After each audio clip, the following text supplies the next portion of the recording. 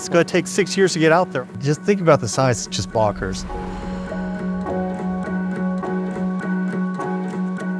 The solar array is a powerhouse for the spacecraft on its journey from Earth to Europa. We've just completed our first flight-like deployment, and this is how it will deploy in space. These solar arrays are so big, we can only test one wing at a time.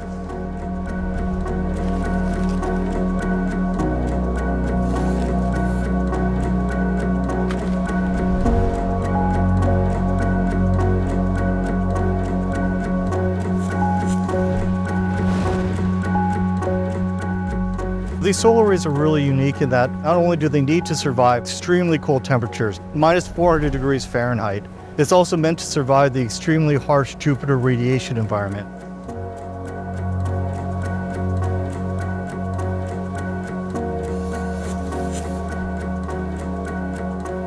We've built the solar arrays on Earth, we've tested them, but now they're actually going to Jupiter to provide power to all the instruments in the spacecraft to send back valuable science. It's an engineering feat that we're able to develop this. It is extremely exciting for me to be part of that.